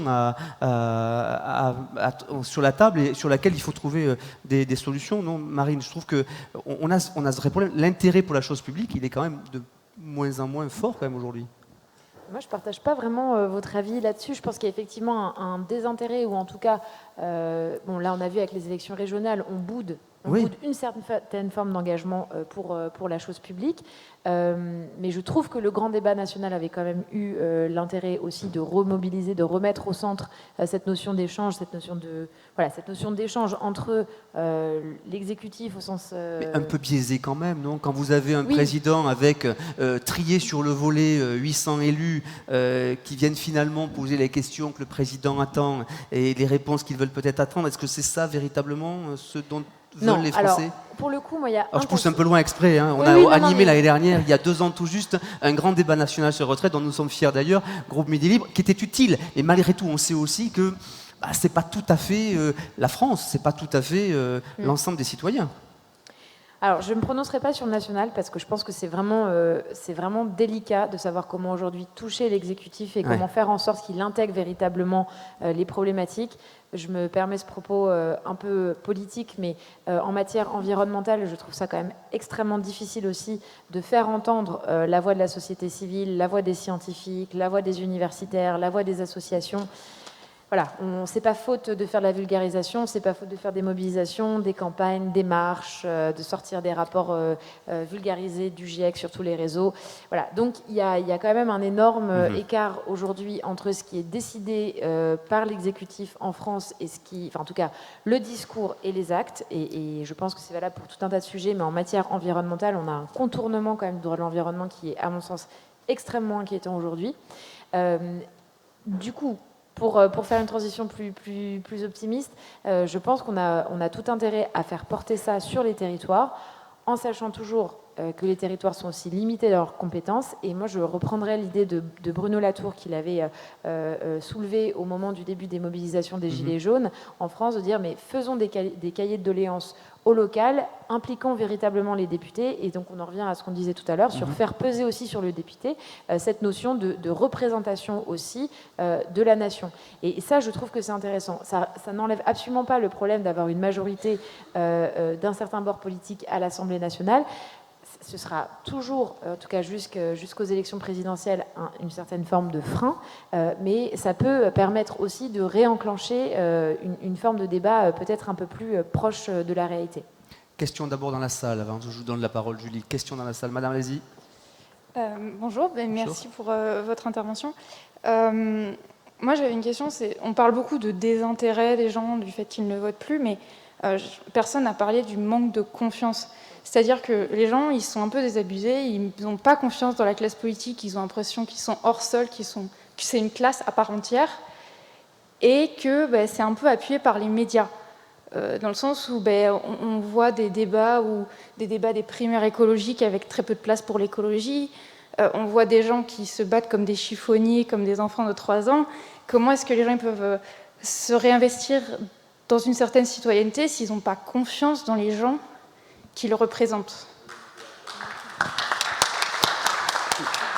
Bettina, Julie, ça m'intéresse vos réponses avant qu'on prenne une autre question dans la salle. Allez-y. Merci de me donner cette occasion de répondre à une question où je n'ai absolument pas de réponse. Comment redonner la confiance? Alors, donc je vais essayer. Premièrement, ça fait quand même longtemps que la confiance s'effrite. Elle s'est effritée par des scandales, par aussi une certaine déconnexion du langage politique avec le langage des citoyens, avec la vie courante, etc. Donc ça, c'est long à remonter. Deuxièmement, je trouve que, enfin, je veux dire, il ne faut quand même pas oublier une chose, et moi je suis très très inquiète de ça, c'est qu'on est une démocratie très imparfaite, mais on reste une démocratie. Regardez ce qui se passe dans le monde, et regardez les sourdes aspirations, les mauvaises aspirations, les projets qui tournent autour de nos têtes sur le fait que quand même, ça serait tellement plus simple qu'il y ait moins de démocratie, et ça serait tellement plus simple. Et en plus, le climat pour ça est enfin, la question climatique peut être une question très perverse, parce que, étant donné la difficulté qu'a la démocratie de faire accepter, ou même de proposer d'ailleurs, des changements de comportement finalement radicaux, parce que pour s'en sortir, il va falloir, je suis d'accord avec Marine là-dessus, une part de radicalité, ben, ce serait tellement plus simple de les imposer. Et à partir de là, on dévide un fil très compliqué. Donc je pense que ce que vous dites, c'est un constat, c'est vrai qu'il n'y a pas de confiance. Il ne faut pas trop le diffuser, il faut plutôt le combattre par toutes sortes d'initiatives, etc. Je voudrais juste dire quelque chose à monsieur qui porte un projet. Moi, je voudrais faire la publicité de quelque chose qu'a créé Corinne Lepage et qui est porté par elle. C'est la Déclaration des droits et devoirs de l'humanité, dit dans le jargon juridique DDHU. Et je pense que, alors je ne sais pas si c'est ce texte ou d'autres, mais je pense qu'il nous faut changer les textes. Vous avez parlé, monsieur, de bien commun. Je pense qu'il faut remplacer la notion d'intérêt général, qui, elle, ne fait plus consensus, en fait, par la notion de bien commun. Je ne sais pas que je suis une obsédée de la Déclaration des droits, etc., mais il y a une très belle expression qui est dans la Déclaration des droits de l'homme et du citoyen, c'est l'utilité commune. À partir de l'utilité commune, vous pouvez fonder un droit des biens communs, etc., etc. Je pense que le droit, ce n'est pas des symboles, c'est constitutif de notre République. Et je pense qu'il faudrait changer un certain nombre de textes, parce qu'en particulier pour le climat, vous avez aujourd'hui un empilement de textes assez extraordinaire de la Convention de Rio, qui ont quand même changé de beaucoup de choses. Et par exemple, l'histoire générationnelle, ça fait depuis Rio, c'est-à-dire depuis 30 ans l'année prochaine, et depuis le rapport Brundtland, on dit pour les générations futures. Je veux dire, protéger, etc., et faire le bien des générations futures en même temps que les générations présentes. Ça tombe bien, à force d'être futures, elles sont là, les générations, en fait. Coucou, voilà, c'est ça. Et donc, en l'occurrence, en ce moment, il se passe quelque chose de très intéressant, c'est que les générations présentes s'emparent de l'intergénérationnel. Et ça, c'est quelque chose effectivement de nouveau. Et pour ça, il faut changer, vous parliez de temps, madame, il faut changer le rapport au temps du droit. C'est-à-dire qu'il faut faire une espèce de droit prospectif, alors que le droit, et en particulier la jurisprudence, etc., c'est un peu comme toi, Marine, de quoi je parle, eh bien, finalement, la jurisprudence, je veux dire, on juge toujours par rapport à une jurisprudence passée. Les revirements de jurisprudence sont extrêmement rares. Or, on a besoin d'anticiper aujourd'hui. Julie, et puis des questions dans la salle que je vois ici. Allez-y. Oui, moi je veux revenir sur la question de la confiance dans le monde politique aujourd'hui, qui est aussi un vrai sujet pour moi et pour beaucoup de personnes avec qui j'en discute, en tout cas chez les jeunes. Moi je pense qu'il y a aussi un problème, vous le mentionnez tout à l'heure, de représentativité. Aujourd'hui, quand on regarde l'Assemblée nationale, moi je vois très peu d'élus qui me ressemblent. C'est-à-dire qu'il y a un manque de diversité en termes de catégories socio-professionnelles. On n'a quasiment pas d'ouvriers à l'Assemblée nationale aujourd'hui. Il y a plus de femmes aujourd'hui, mais ce n'est pas encore ça. il y a très peu de personnes aussi racisées, il y a très peu de personnes qui en fait ont des histoires différentes.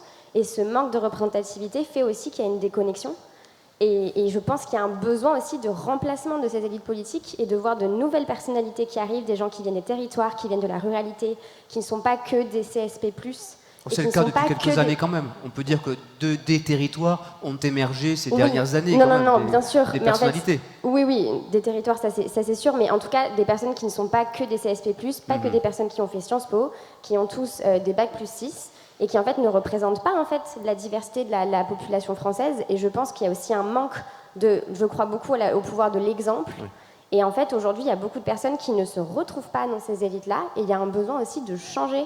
Moi, j'ai aussi invité aussi cette jeunesse, et notamment ces jeunes qui se questionnent, et de dire, en fait, à un moment, il faut aussi reprendre ce pouvoir, et on a aussi une place dans cet écosystème. Allez, une question. Merci, Julie. Madame, allez-y. Attendez, le micro va fonctionner. Allez-y. Hop. Bonjour. Bonjour. Donc, je m'appelle Vanessa. En fait, j'ai pas vraiment de questions, mais j'ai une remarque par rapport à ce que vous avez dit, Marine Dupuis. J'aimerais avoir votre avis sur ce que je vais dire, du coup, parce que vous avez parlé donc du grand débat, des Gilets jaunes, et vous avez fait une proposition de cahier de doléances, je crois à l'échelle locale peut-être. Mais en fait, ça avait été fait lors du mouvement des Gilets jaunes. Il y a eu une plateforme qui avait été créée, le vrai débat, où il y a eu beaucoup de propositions qui ont été faites. Il y a eu aussi des assemblées, des groupes de Gilets jaunes. Et notamment concernant cette plateforme du vrai débat, un groupe de porte-parole, je crois qu'il y avait Priscilla Ludowski dedans, et d'autres, avait demandé à être reçu par Emmanuel Macron concernant ces propositions, et ils n'ont jamais été reçus. Donc voilà, en fait c'est des belles paroles, mais dans les faits ça a déjà été fait, et face à ça en fait il n'y a eu que la répression comme réponse. Alors Marine, et puis Axel réagira d'ailleurs, madame, à vos propos sur le grand débat. Marine. Oui, je rejoins pleinement ce que vous dites. C'est la même chose lorsqu'on manifeste contre les dispositions, les amendements de la loi climat et résilience, parce qu'on considère qu'ils ne sont pas assez ambitieux et que que peu de gens nous répondent, donc on a du mal à avoir accès à la personne de pouvoir. Ça, je trouve que ça pose de vraies questions aujourd'hui. C'est comment est-ce que l'exécutif se reconnecte comment est-ce que le gouvernement, le Premier ministre, le président se reconnectent aux citoyens. C'est difficile d'imaginer Emmanuel Macron aller déjeuner chez un citoyen, une citoyenne française tous les dimanches. Ce serait évidemment très complexe. Il y avait Giscard qui faisait ça. Bon. Oui, enfin, on connaît les ficelles de l'époque, mais allez-y, Marine. Mais peut-être qu'il y a quelque chose à pousser un peu en ce sens. Peut-être qu'il faut aussi continuer à aller chercher les députés LREM sur ces questions-là, puisque c'est ça aussi qui permet à Emmanuel Macron d'avoir une majorité à l'Assemblée aujourd'hui. Donc je pense qu'il y a un travail, en tout cas, de maintien un peu de mobilisation à maintenir, à poursuivre. Et moi, je voulais rebondir très rapidement sur ce qui a été dit aussi sur la notion de confiance, parce que typiquement, en matière environnementale et climatique, on le vit tous les jours, cette question d'effritement de la confiance, c'est-à-dire qu'on a des discours qui sont portés dans des arènes internationales sur la protection de la biodiversité, sur le climat, avec des discours mais qui nous laissent penser, ah oui, mais c'est bon, ça y est, la France est championne du monde, ça y est, on va vraiment tout faire. Et puis, quand on est sur des sujets très précis, au niveau local, la chasse à la glu, la pêche, les néonicotinoïdes, là on s'aperçoit que dans les faits, le discours est déjà très lointain.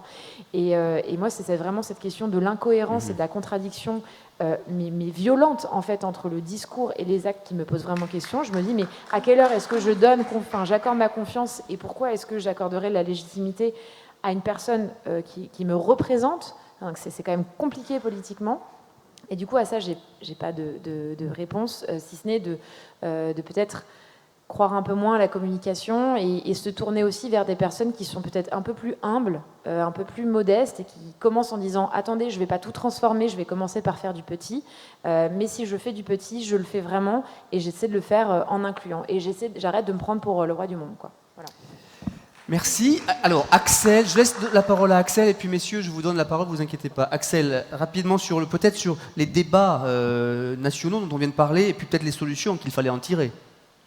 Ouais, moi je pense que c'est très intéressant ce qu'on dit sur la confiance, parce qu'on dit comment est-ce qu'on accorde sa confiance. Mais comment est-ce qu'on peut avoir confiance entre un groupe quelle est la légitimité d'un groupe qui a bossé et qui va avoir un président parce qu'il a bien bossé, parce qu'il pense comme nous.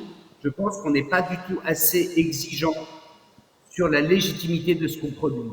Le vrai débat, super, encore une fois, quelle est la légitimité de ce qui sort du vrai débat? Pourquoi est-ce qu'il devrait être entendu plus que celui d'à côté ou de quelqu'un qui n'est pas d'accord avec lui? Je trouve qu'on a une envie d'ascendance, mais on n'a pas mis le niveau d'exigence sur le protocole, sur les méthodes, sur la rigueur de cette ascendance de façon à lui conférer une certaine légitimité. Et donc on entend plein de gens qui se disent bah moi j'ai fait un truc vachement bien, je suis pas entendu, moi je suis pas entendu, moi je suis pas entendu. Il faut être beaucoup plus exigeant. Quand on voit les outils de démocratie participative qui sont utilisés dans les villes, généralement il y a 0,1% des gens qui participent. Comment est-ce qu'on peut dire que c'est de la démocratie participative? Comment est-ce qu'on peut s'étonner que le pouvoir en place va le manipuler, l'utiliser, peut-être le truquer? Je veux dire, si on veut réellement faire de l'ascendance, on doit inventer des systèmes pour que cette ascendance soit légitime. Et aujourd'hui, il y en a très peu. Il nous reste une dizaine de minutes et je sais qu'il y a beaucoup de questions. Messieurs, allez-y.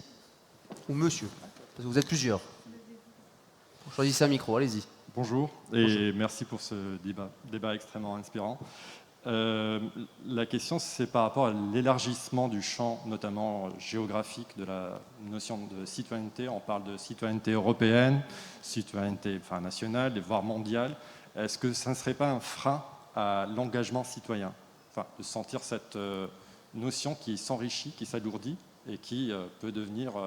on perd les repères, ou en tous les cas, voilà. C'était... Avant de répondre, je prends une seconde question, parce que je sais qu'il y en a plusieurs. Monsieur, on va reprendre votre micro. Marion, merci. Hop, là, très bien. Allez-y, monsieur. Bonjour. Moi, j'avais une question sur... ça a été évoqué, je crois, tout à l'heure. Vous avez parlé de clivage. Moi, c'est vrai que je fais partie de la génération, j'ai 25 ans, on a 25 ans avec Nicolas. Et c'est vrai qu'on le ressent, moi personnellement, je le ressens très fort, ce clivage dans les idéologies qu'on voit dans le débat public. Moi, la question, du coup, c'était un petit peu quels sont les outils, les leviers que vous verriez aujourd'hui, justement, pour faire en sorte de recréer une sorte de dialogue dans ces clivages qui sont aujourd'hui même parfois assez violents, en fait, dans le débat public.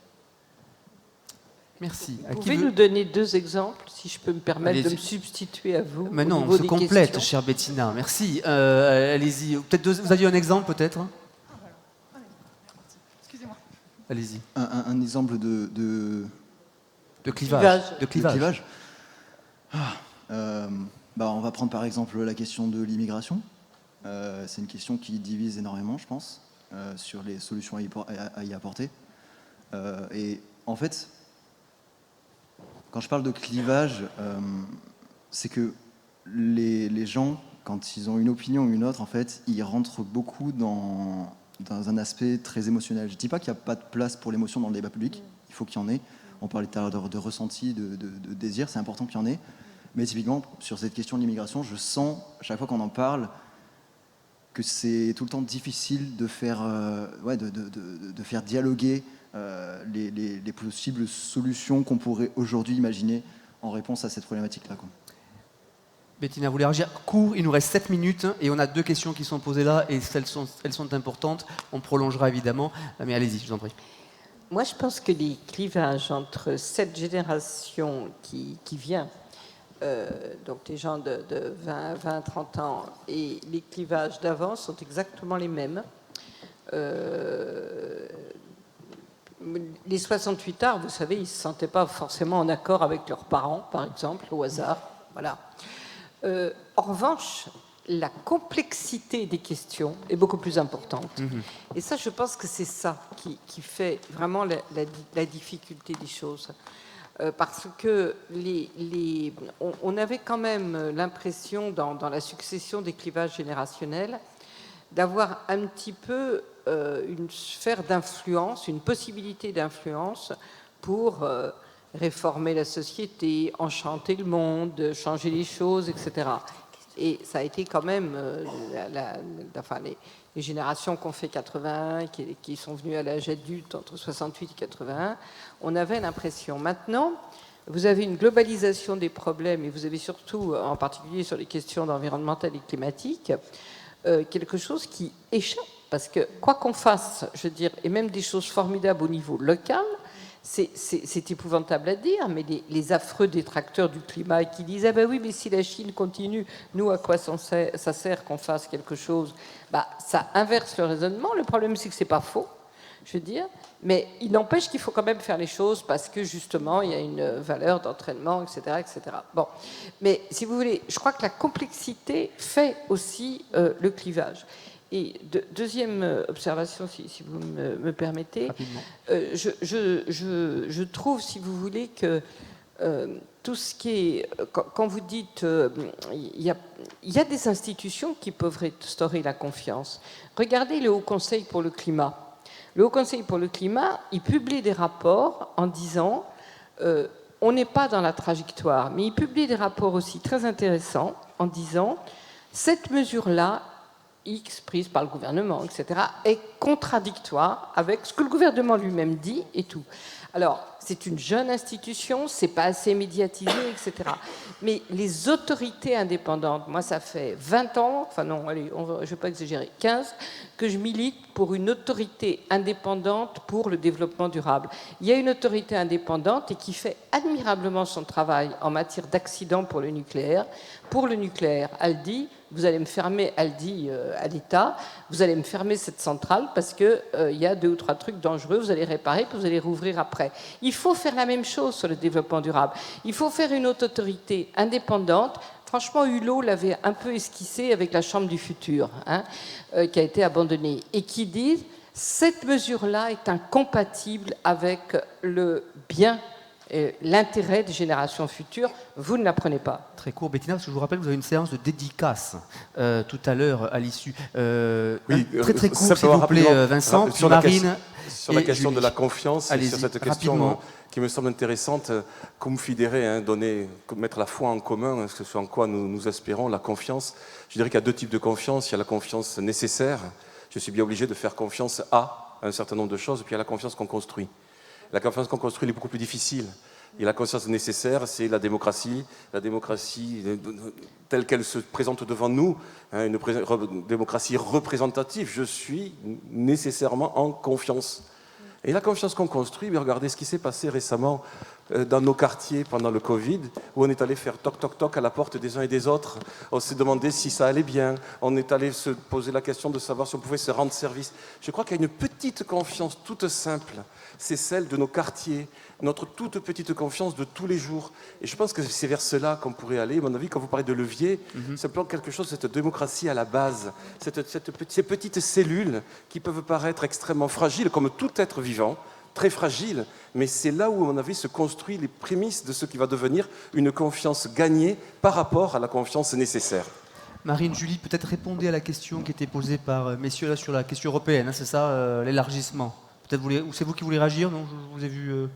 Oui. Alors sur cette question de citoyenneté, moi je pense pas que les niveaux, le fait de se sentir citoyen du monde ou citoyen européen ou citoyen national, je pense pas que ce soit incompatible. Je pense pas que l'un soit plus important que l'autre.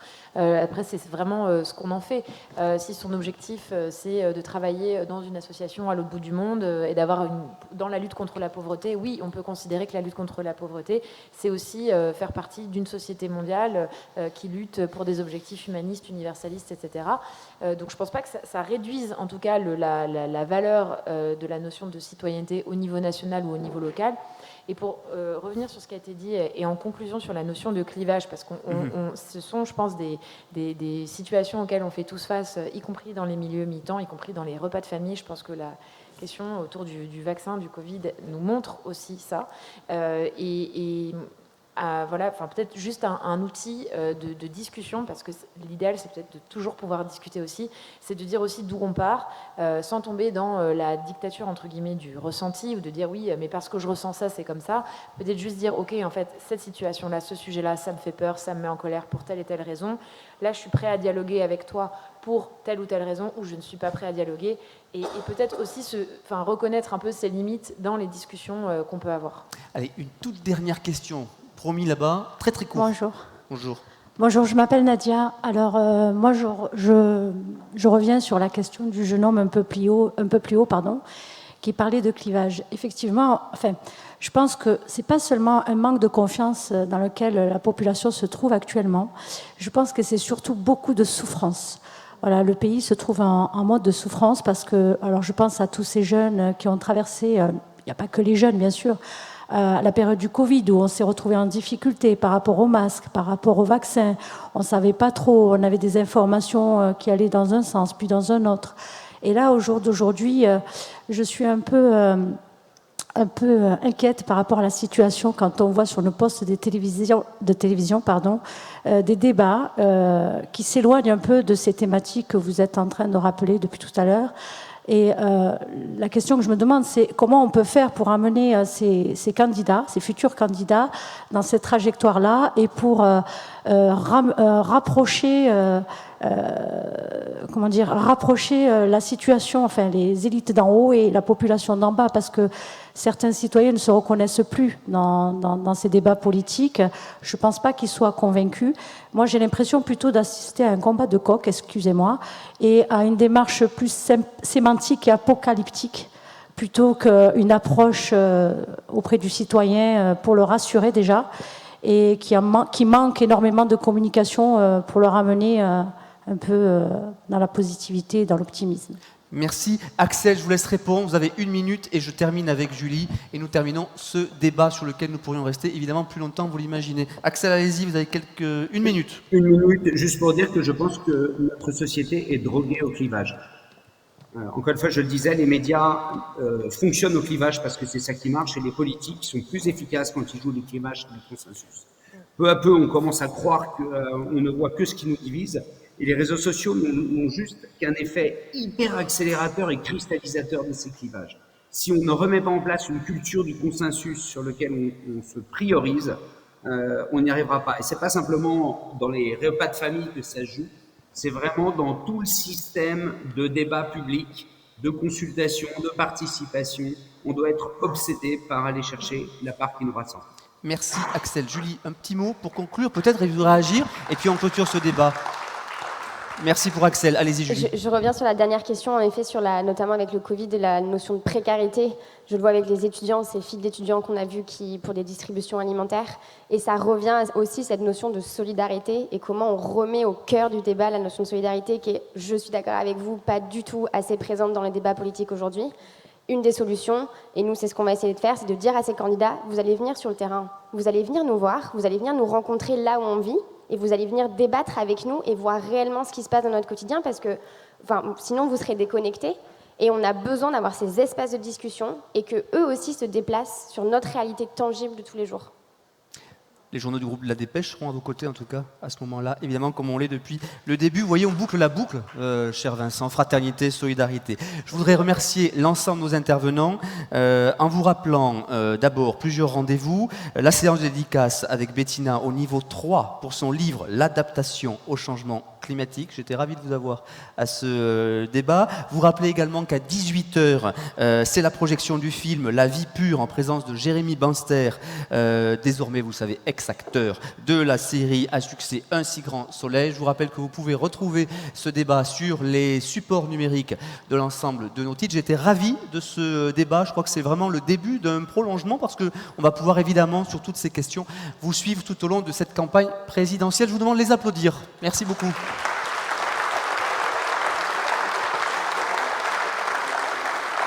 Merci à toutes et à tous.